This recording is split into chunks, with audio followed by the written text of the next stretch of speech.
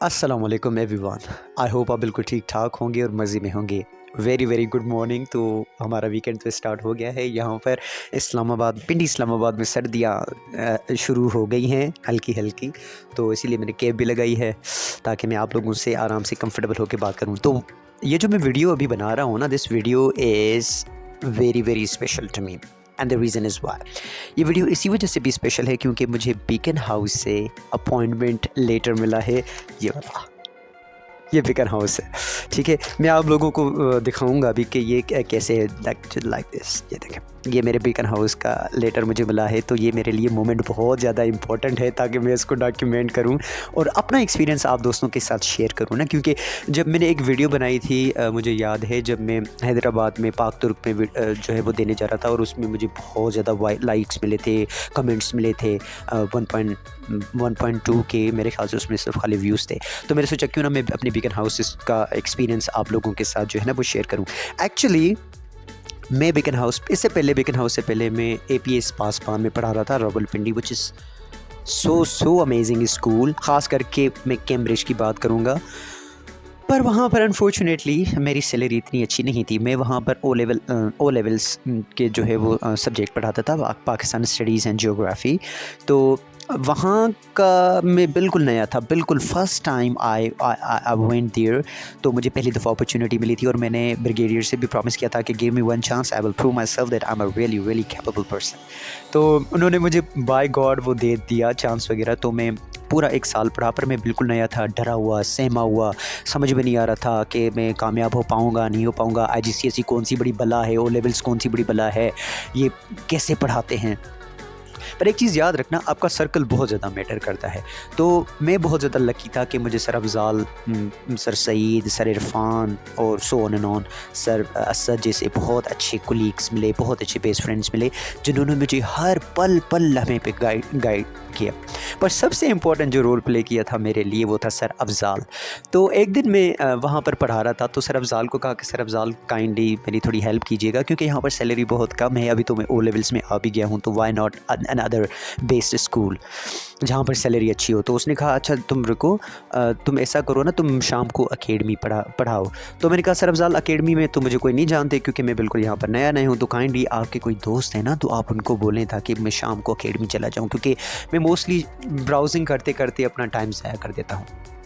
तो सर अफ़ज़ाल ने अपने दोस्त से बात की थी कि एक लड़का है जो सिंध से आया हुआ है, तो वो अकेडमी पढ़ाना चाहता है। तो प्राइमेक्स अकेडमी है रावलपिंडी में, आपके दोस्त हैं वहाँ पर जानने वाले, तो आप उनसे बात करें और उनको वहाँ पर ना देख लें, उनकी थोड़ी हेल्प कर लें।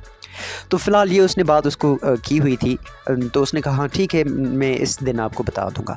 अभी सर अफ़ज़ाल ने मुझे कहा कि शायद देखो, अगर आप मार्केट में जाना चाहते हो, अच्छे स्कूल में जाना चाहते हो, तो ये जो ओ लेवल्स का जो आप अभी पढ़ा रहे हो, इसका जो रिज़ल्ट आएगा ना, वो डिसाइड करेगा कि वो आपको या ऊपर लेके जाएगा या ले डूबेगा। क्योंकि ओ लेवल्स का रिज़ल्ट आपके लिए शायद बहुत बड़ी मैटर करता है।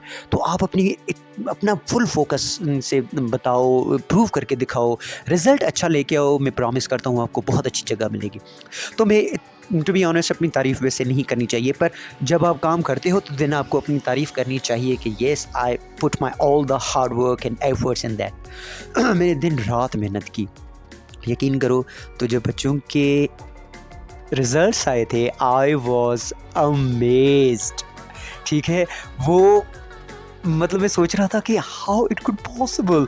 तो मेरे पास कुल मेरे जो डिस्टिंग्विश मैंने लिए थे, मैं आपको ओवरऑल बताता हूँ, जिसमें 5 A स्टार्स थे, 5 A's थे, 3 B's थे और 3 C's थे, जिसमें एक प्राइवेट C था, बाकी 2 बच्चों का C आया था।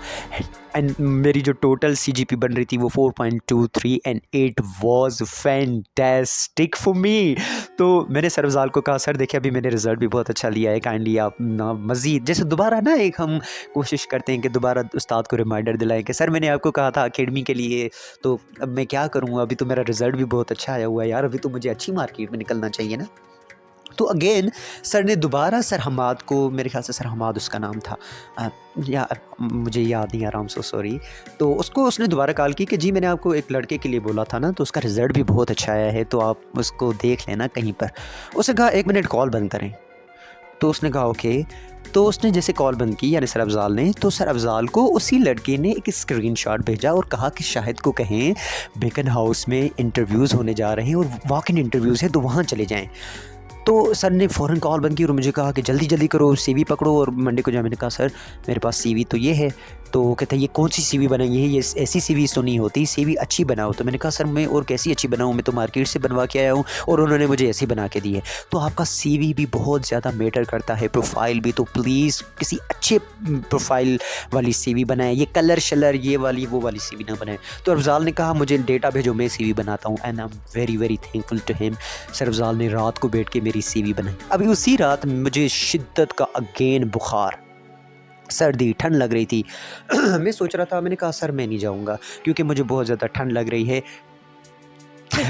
मुझे बहुत ज़्यादा ठंड लग रही है तो मैं तो नहीं जा पाऊँगा। तो सर ने कहा देखो ये आपके लिए ग्रेट अपॉर्चुनिटी है, अब फ़ौरन जाएँ, इसके बाद फिर आपको अच्छा मौका नहीं मिलेगा। तो मैं जब वहाँ पर गया बेकन हाउस में, तो मुझे वहाँ पर पता चला कि पाकिस्तान स्टडीज़ की वैकेंसी तो नहीं है, फुल हो गई है।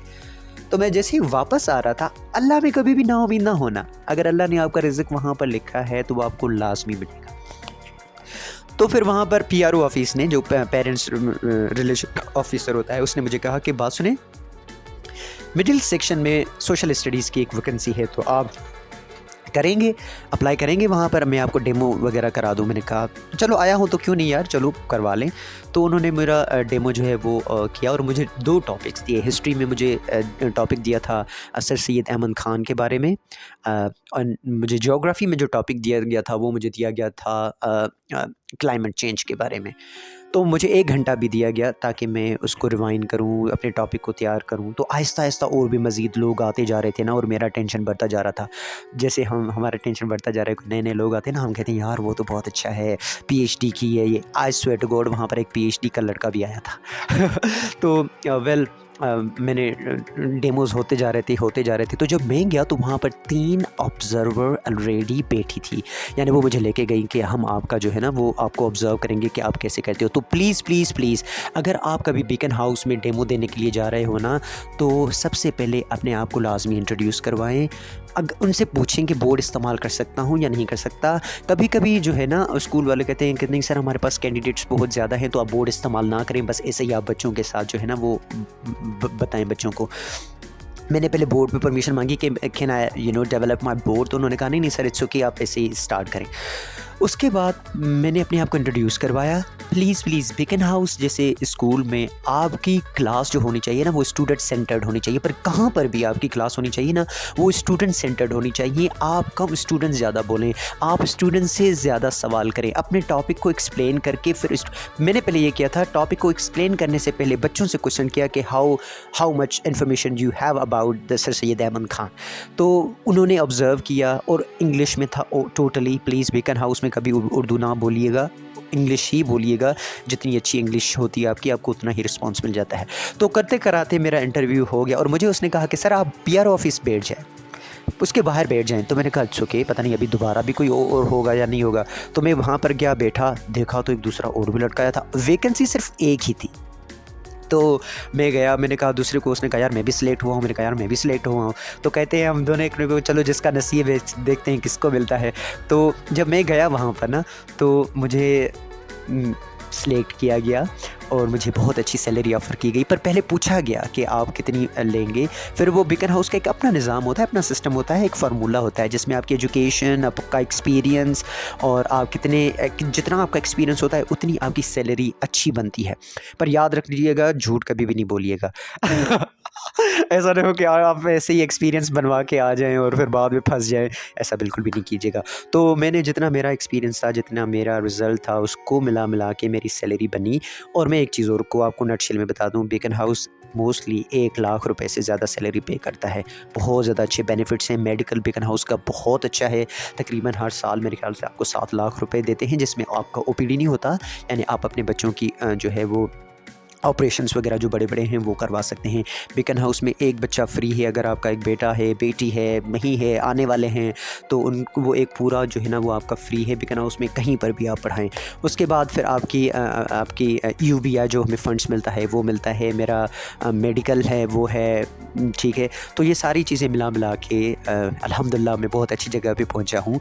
तो मैं आपको जो है ना वो अपना ये लेटर शो कराना चाहता हूँ कि दिस इज़ माई लेटर, ताकि मैं आपको पूरी अपनी प्रॉपर सैलरी नहीं बता सकता क्योंकि may be is it allow और नो, पर मैं आपको अपना जो है ना वो लेटर लाजमी दिखाना चाहता हूँ ताकि आप देख लें कि ऐसा ना लोगों का आपको लगे कि पता नहीं शायद भाई झूठ तो नहीं बोल रहा। ये मेरा लेटर है, राइट, और ये BMI का नीचे डेट BMI। तो ये मेरा लेटर है and I am so excited. बहुत अच्छा एनवायरनमेंट है, बहुत अच्छी बिल्डिंग है। मैं इंशाल्लाह एक दिन आपको लाजमी उसका टूर भी दूंगा अपने बीकन हाउस का, कि देखें कि how beautiful my beacon house is. तो ये था मेरा एक्सपीरियंस जो मैंने शो किया। अल्हम्दुलिल्लाह, थैंक गॉड, अल्लाह ताला का बहुत बहुत शुक्रिया कि जिसने मुझे यहाँ पर पहुँचा दिया। And sir Afzal, thank you so much sir. जितने भी मेरे टीचर्स हैं जिन्होंने मेरी हेल्प की, thank you so much for this. So I hope ये वीडियो आपको अच्छी लगी होगी। अगर अच्छी लगी है तो you have to make sure to like and subscribe, ताकि मैं आप लोगों को और अपने एक्सपीरियंसेस शेयर करूँ। And thank you so much for subscribing, for watching, and thank you so much for your great love. तो मिलते हैं इंशाल्लाह ताला। अगर आपको कोई सवाल है जो पूछना चाहते हैं ताकि मैं आपको गाइड कर सकूं इंटरव्यू डेमो के लिए, कौन कौन से डॉक्यूमेंट्स होने चाहिए, कैसे प्रिपेयर करना चाहिए, तो आप मुझे कमेंट डाउन कर सकते हैं। हम मुझे कमेंट करें, मैं आपकी क्लास में हेल्प करूंगा। और ख़ास करके इस्लामाबाद में प्लीज़ गाइस निकले, किसी अच्छे इंस्टीट्यूशन में अप्लाई करें और अल्लाह में भरोसा रखें। मिलते हैं किसी अगली वीडियो में, तब तक के लिए बाय, अल्लाह।